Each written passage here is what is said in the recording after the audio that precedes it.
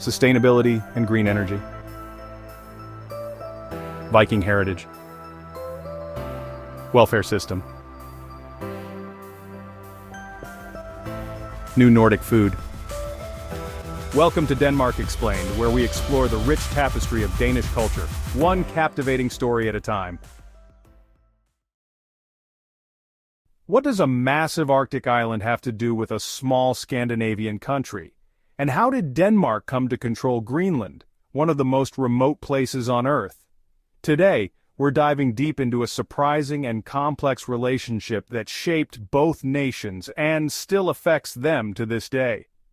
But before we continue, please support the channel by pressing the like button, share, and hit subscribe.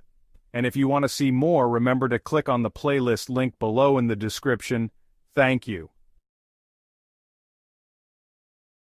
Hi everyone, welcome back to Denmark Explained, the channel where we make Danish history, culture, and society simple and fun, even if you've never been to Denmark before.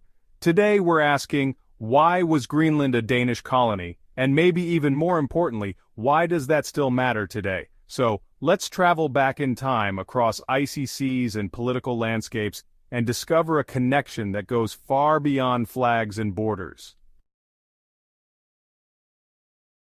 So, here's a quick overview of Greenland. Greenland is the world's largest island that is not a continent, located between the Arctic and Atlantic Oceans. Even though it lies closer to North America, it's part of the Kingdom of Denmark. Yes, that's right. Greenland isn't an independent country. It's a self-governing part of the Danish realm, which includes Denmark, the Faroe Islands, and Greenland. But why? How did this happen? Alright, let's go way back. About 1,000 years ago, Greenland was first settled by Norse Vikings from Iceland, led by Eric the Red around the year 985 AD. These early settlers established small colonies on the southern coast. At the time, Denmark, Norway, and Sweden were part of a shared Nordic cultural sphere. Eventually, Greenland became connected to the Norwegian crown, and when Denmark and Norway merged into a dual monarchy in the 14th century, Greenland came under this united rule. So, Greenland wasn't discovered by Denmark, it was part of the early Norse world that Denmark later absorbed through political unions. Fast forward to the 1700s, when European countries were competing for territory and trade. Denmark-Norway began reasserting control over Greenland, establishing trading posts and Christian missions, mainly to ward off British and Dutch interest in the region. In 1721, missionary Hansa Gade arrived in Greenland and began converting the Inuit population to Christianity. This also marked the real beginning of Danish colonial presence in the modern sense. After the Napoleonic Wars, Denmark lost Norway to Sweden in 1814, but it kept Greenland, the Faroe Islands, and Iceland. That's when Greenland became an official colony under the Kingdom of Denmark alone. You might wonder, why colonize Greenland at all? Well, for Denmark, Greenland was important for a few reasons: its strategic location in the North Atlantic, natural resources like fish and later on minerals, and also for scientific exploration and Arctic prestige. Although Denmark didn't exploit Greenland in the same way colonial powers did in Africa or Asia, the relationship was still imbalanced. Greenlanders had little say in their governance, economy, or education until much later. In 1953, Denmark changed Greenland's legal status from a colony to a province, granting Danish citizenship to Greenlanders. But, the journey toward autonomy didn't stop there.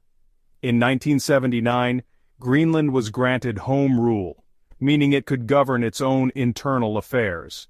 Then in 2009 it gained self-government, giving even more power to Greenland's own parliament.